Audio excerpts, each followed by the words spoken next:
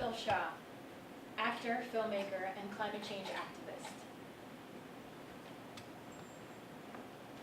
Carla Jackson Brewer, professor, therapist, Yoruba priest.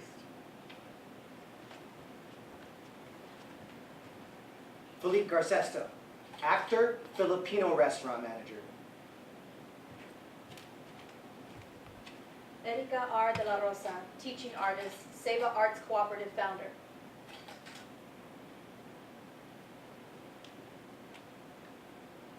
Natalia Vargas Caba, books publicist, an academic in Spanish and Latin.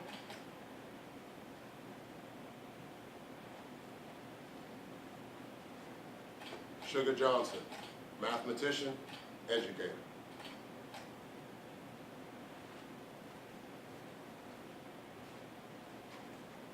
Tara Bracco, journalist and nonprofit founder.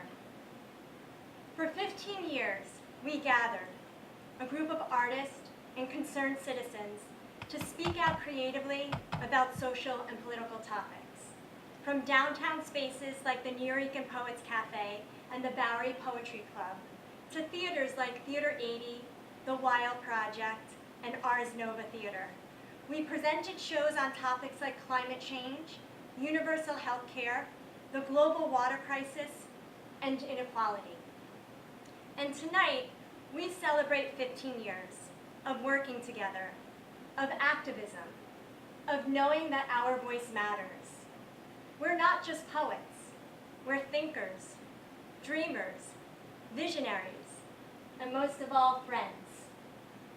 We've watched each other grow as artists, graduate college, publish books, get married, move out of town, and we've stood side by side at protests.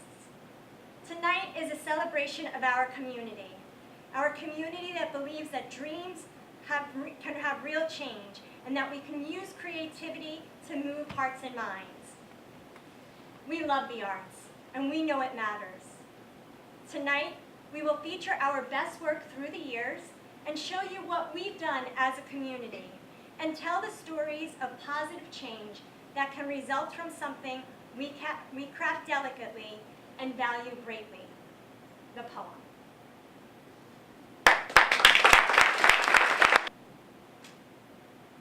I'm getting tired these days.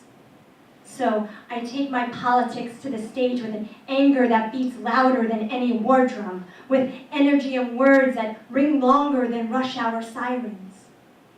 We live in dangerous times. They've raised the terror alert again, but I know the bigger threat is the one that ensures silence. Dissent is not truly welcome in this society, a land of gold-plated democracy, a country not quite free. Not free enough to be you and me. Because if you're a U.S. citizen trying to figure out what's happening in your own country, don't look to Fox News. Oh no, look to the BBC. Somehow, we became so far-sighted that we can't even see what's happening in our own backyard. Our neighbors are all pissed, and our leader proved to be one big fat liar. We're selfishly counting American lives lost overseas as if American lives were more valuable than the soul of any Iraqi, and I'm exhausted from the blame that gets shifted between party lines. Because with each recurring injustice, I'm getting older, and I'm running out of patience, and I'm running out of time. I'm getting tired these days, so I take my politics to the voting booth on a Tuesday for a Democratic primary election. It's painless, simple, and free of distraction because sadly, I'm the only one in the place.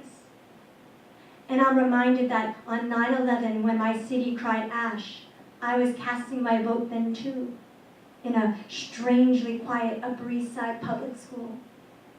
You see, voting to me, it's always been like dreaming. You cast your vote in hope that the world will soon be a better place. I still look to a day when America no longer bleeds from the slit in its throat, when adequate food, decent housing, and proper medical care are rights that are inherent and not just bought. Why is it that people who make all the money make the decisions for all the poor? One day, citizens will take to the streets with an anger and resistance that no media outlet can ignore. And politicians, they'll be standing on corners, open-mouthed, speechless and baffled over the uproar, unable to see how their direct neglect led to the uprising of their downfall. Policymakers recognize issues only after they explode, but once something has been brewing too long, it only makes sense eventually that the whole thing will implode, and if the people we voted for actually ended up getting into the positions of power that they deserved, well, maybe then the needs of the people would be heard. And thinking about the future keeps me up at night feeling overwhelmed, knowing if I want all to be just with the world, it might be a long time until I sleep well. I'm getting tired these days, so I'll step down from the stage with a sore voice and a migraine, because you can only scream about it for so long until you can no longer take the pain. And I'll hope that as the sound of my voice fades, you'll pick up the pieces so that the fuse of activism can burn on. Because I still believe, with a little energy from a lot of people, our democracy can still one day be strong. Complex development, where water and trees used to be. Receding rich chocolate hairlines for upper crust. Erect gaudy structures on landfills for the cute and not so thrifty. Dam her, expecting the ocean not to be upset. Pompous one more again, tell a friend. The condos here are nice, even if they deplete oxygen exponentially. Life on Mars ain't happening for a while, so you better act right while you're ahead. Mama might slap you like you stole something, 'cause you did. Peace. Every time I step outside of the crib, venture into the train station, stand next to someone with a loud, hacking, mucus-rattling cough, or an uncovered explosive sneeze. Please don't ever see one of those magnified. You never let anybody sneeze next to you again. I silently hope I've said enough prayers and drank enough tea to fight off whatever the hell is flying around. 'Cause it's like $400 just to get in the ambulance. And that's $400 I ain't got. Increasingly scarce, political battle, riots, sniper shot civilians, push. Globalization, neoliberalism, corporations, push. Pipe-borne wet dreams halt meters away from those who will never reach the climax without thirst. Access for only those who can afford, while the World Bank and IMF hoard a free resource without remorse, sold to the highest bidder, while the poor stay dry, are poisoned, and survival of the fittest means the richer push. Chained to systems where privatization is pushed, stipulated agreements and conditions are pushed upon those not able to sustain themselves, but it is predicted that they will try dying. Like pushed pills poppin', like push rent rocketin', like pushed bust brown children in enforced English-only speaking classrooms in 1954, South Texas, and lockdown spigots spit flashbacks of chained wrists, chained feet, chained necks, wreak catastrophic measures, caused not by them, but by rich hands, drenched in blood that has been dehydrated. See here, Jack and Jill need permits to fetch their pails of H2O, to collect rainwater to help them sow crops, and the swift drip-ing, leaking faucet reminds me I am privileged, participating in this empire that steals, preys, and kills the pushed. Cholera outbreaks, martial law enforced, wells are drying, and cities are swelling, sinking. Still, the people uproar and uprise as Pachamama's volcanic eruptions spew volcanic cleansing fires. Indigenous choruses shake the earth. Riff, belt, shout, billow. El agua es del pueblo. The water belongs to the people. El agua es un recurso humano. Water is a human right. El agua es una necesidad humana. Water is a human need. El pueblo unida jamás será vencida.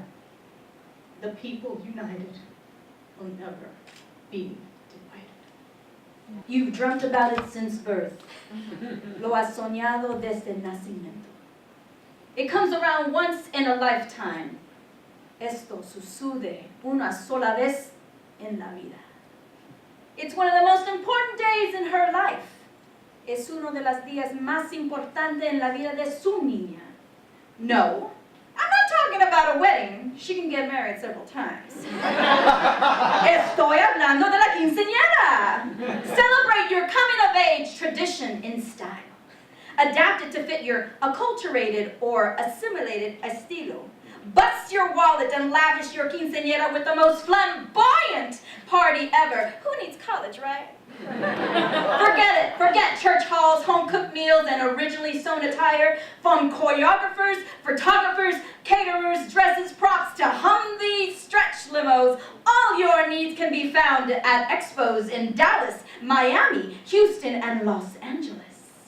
We have every quinceañera available to fit your budget, starting from $10,000 to $80,000. Impress your guests. No price is too small for your quince girl. When you wish upon a star, makes no difference who you are. Everything your heart desires will come to you. If your heart is in your dream, no request is too extreme. That's right, Padres. Second mortgage your casita now. Your daughter can meet the real Prince Charming in Disneylandia. You're Americans now. Buy, spend, dig yourselves in debt. Create the ultimate production. Make all her fantasies come true. I'll marry nouns and verbs and reorder words and paint murals on the walls of abandoned buildings.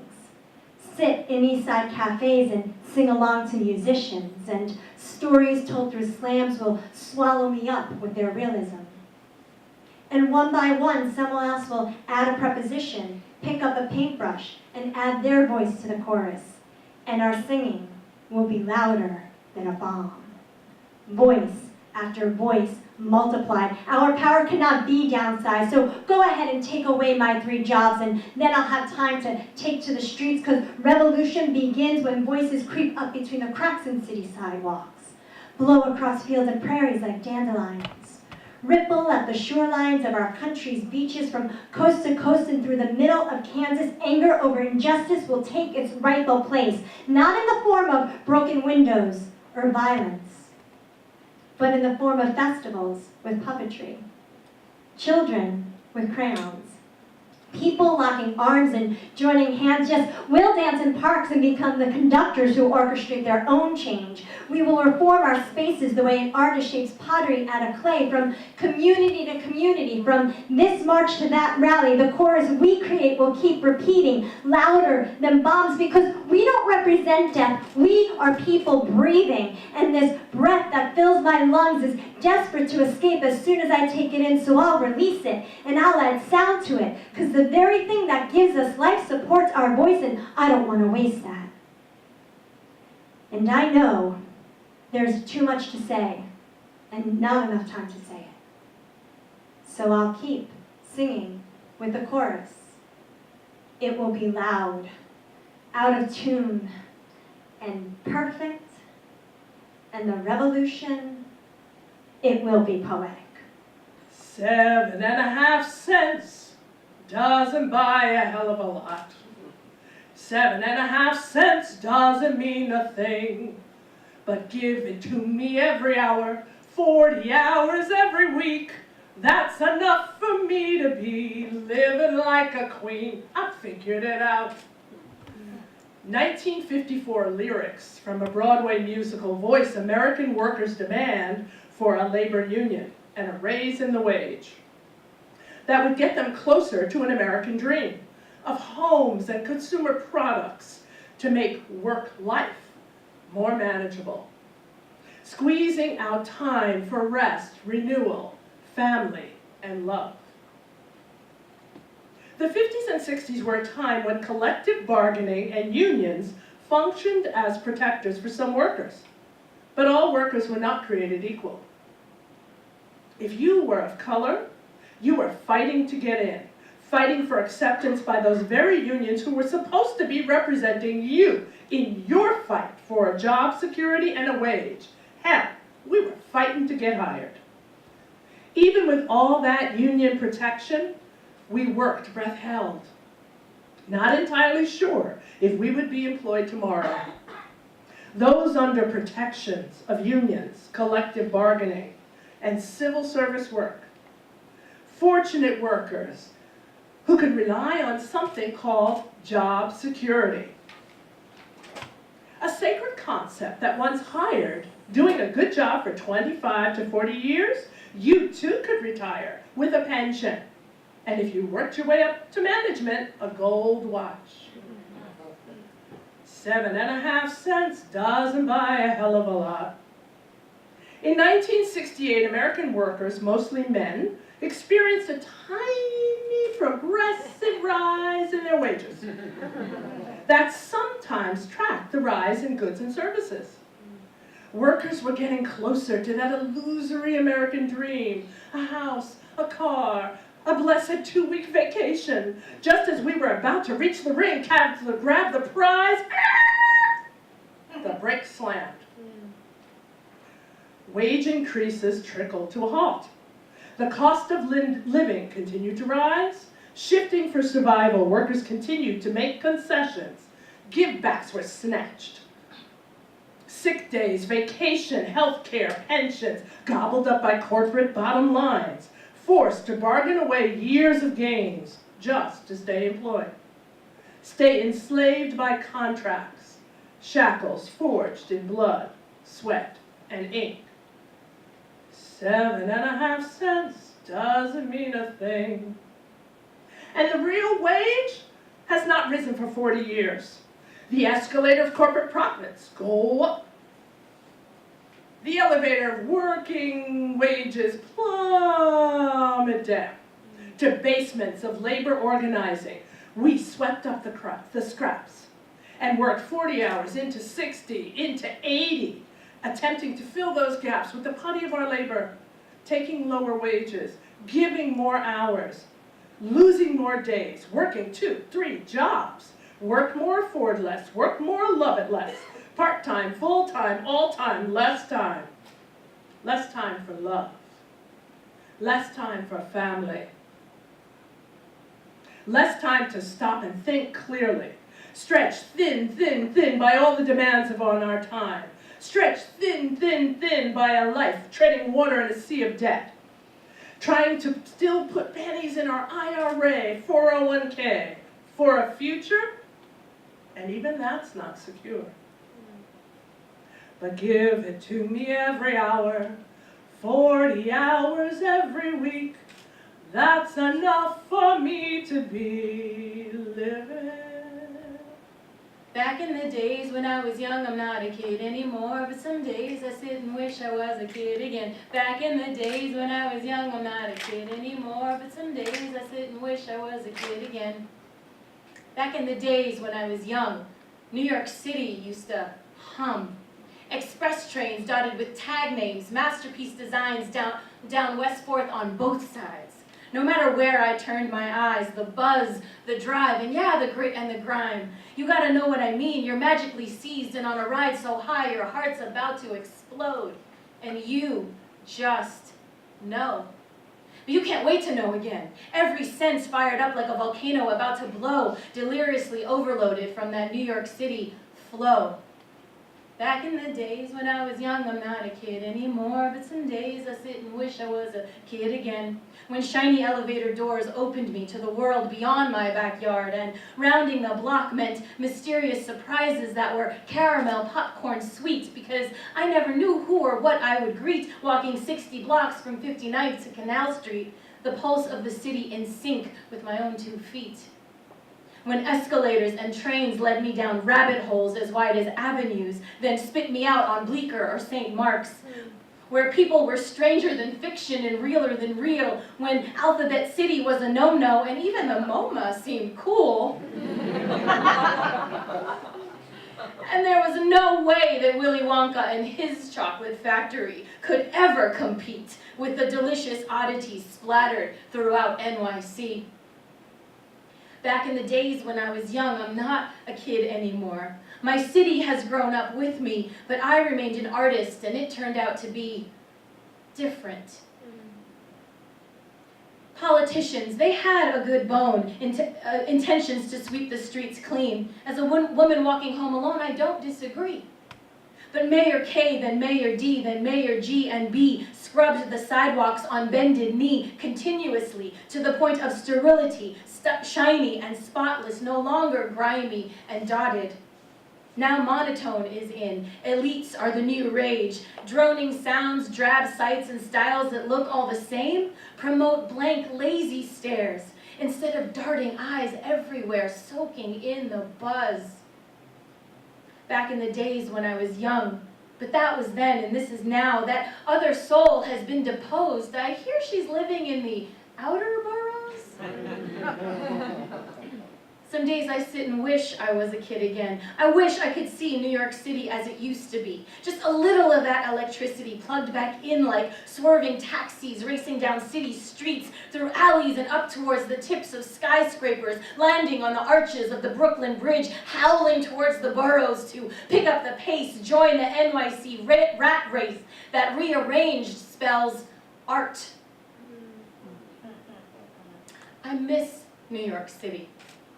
The one I felt through child's eyes, the pre-elite island thriving before my mayors robbed me blind. I miss that sizzle and snap, crackle, pop, that buzz I tapped into, my soul connected to a wave of every possibility. These were my classrooms, my mentors, my peers. That something invisible that whispered to me during those years has quieted to a standstill, quite possibly mute. Erased and cleansed are the writings on the walls, spackled and primed, pristine. I feel lucky to have lived back then. Without my NYC time spent clocking the streets, my kid self enchanted, now manifest into me, I can't say who I'd be. But that was then, and this is now. Today I am humbled by the ancestors whose spirits may still roam and haunt those spots that were maybe missed by the mayor's finely threaded rags and mops. Forgotten places, still a bit grimy, a bit gritty, and all that jazz, making no kind of sense in this land. Maybe still, faint tunes can be heard, luring the senses to reincarnate that magic that was once there, infusing a kid to dream big and inhale. Dial-up, not dial-up, the tangled cords that connect me to you. It is 1998, and I am too young to type my secret hidden confessions. The internet was made for the world to uncover. Dial-up, not dial-up, the same pulse, replacing radio, replacing television. A monitor yells, "You've got mail. You've got my message. You've discovered who I am." The internet was made for everyone. Upload pictures, download sex. In its recess, it is delusion, it is perversion. The internet is the universe expanding its bandwidth. Your confessions. The internet protects who you are. Open the link. Yes, it's okay to replace your picture with another's, to replace your face with fantasy. MySpace shields the coward you are. You want love, you will get love.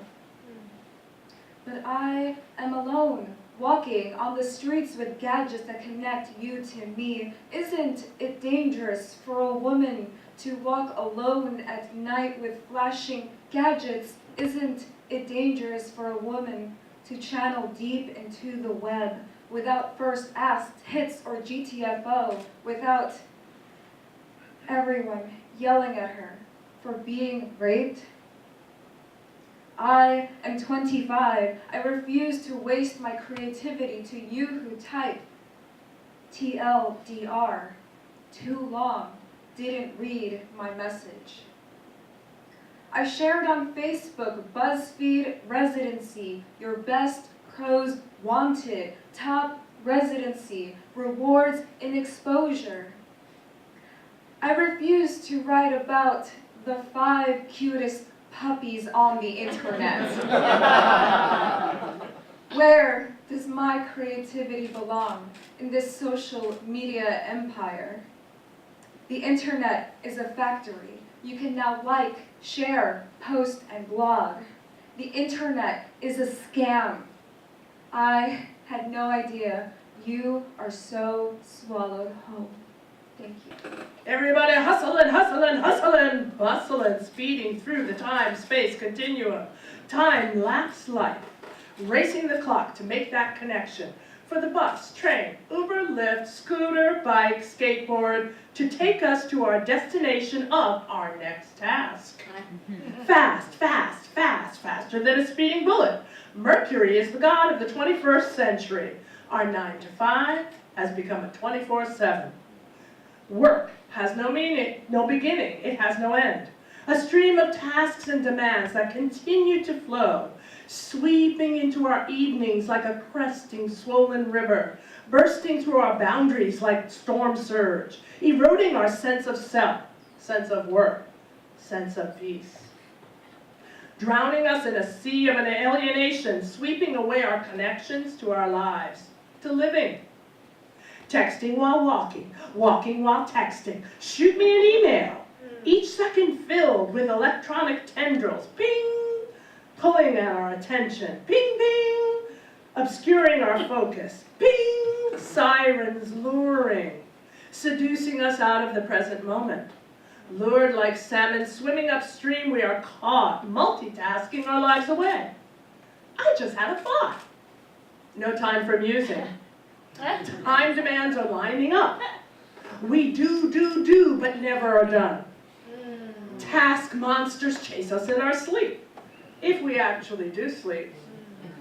We wear our no sleep, too stressed, always tired states like scout merit badges, hiding the wounds of an imbalanced life.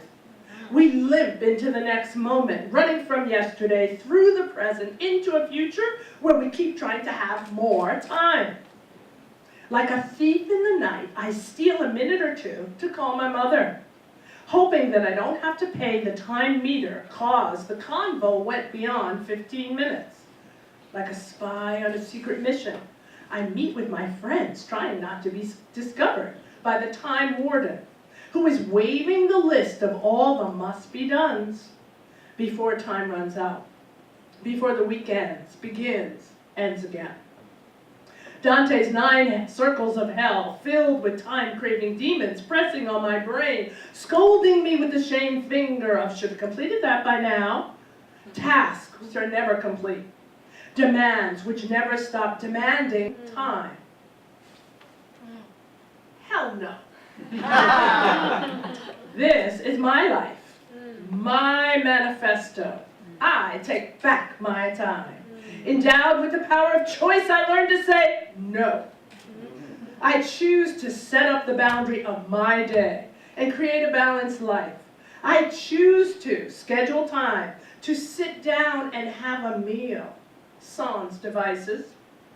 I hereby ban eating on the run. I choose to visit with friends and family for extended periods of time. I hereby ban those run-by visits of chance friend encounters on the street. Connecting in cyberspace is no substitute for real substantive connection. I choose to drift on memory, daydream, meditate, practice stillness. Contemplate just being. Doing is canceled for today. I envision how renewal looks on me. I cook, I create, I dance. I spin my life filled with fun, love, laughter, the many delicious elements of living in time. The air is saturated with the smell of freshly fried breakfast longanisa, sinangag, and itlog. The heat bearing down so the people respond with umbrellas to cast a shade on themselves. Under the sun, Metro Manila's streets raucous with activity as cars, motorbikes, and jeepneys barrel down the streets charmingly by loosely following traffic lights and lanes. Young pre-pubescent street hustlers selling cigarettes in clapping wooden boxes. The masses are out in force for the inauguration of the 16th president of the Philippines, Rodrigo Duterte, who swept the election with his hardline stance on drugs, corruption, and crime. The Davao strongman with a penchant for foul-mouthed tirades and misogyny has arrived at Malacanang Palace, the symbol of ancient Spanish imperialism, rolled out the red carpet as celebrities. Elected officials proudly wear their Barong Tagalog's traditional embroidered shirt, both sheer in white. If only such transparency was worn during governance. Integrity should be the cornerstone of civic duty. At a local rally on Minjola Bridge marched thousands of activists who were, in a surprising turn, invited inside Malacanang to express all of their concerns directly to the president. Sowing of the seeds, though it is clear as crystal what they will come to reap. After the honeymoon, after taking office as of June 30th, 2016 until January 28th, 2017, 7,076 deaths can be attributed to Operation Kokang, the state's not and plead program.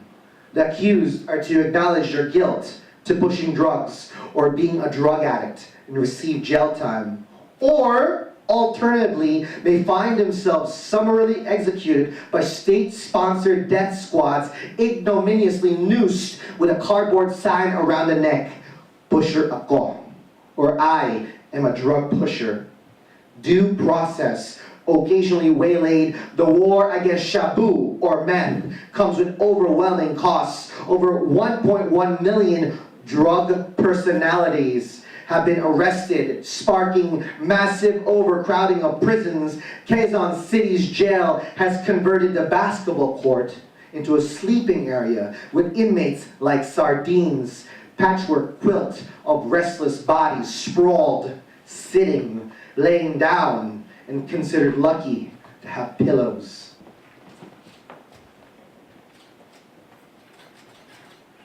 P3 has given me my most cherished artistic community.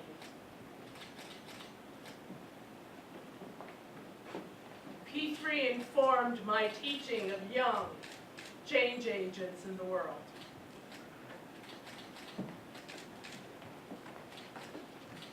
D3 has given me the opportunity to reach a broad audience and able to share my poetry, my creativity, and my heart.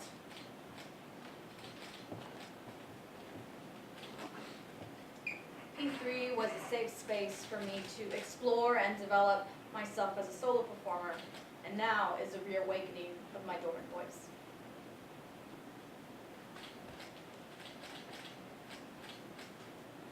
P3 gave me, a young person, a chance to project my voice.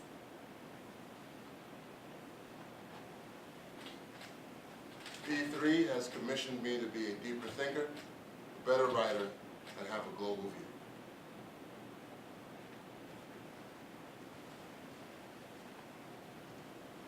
And I started Poetic People Power. So what art will you make? What action will you take?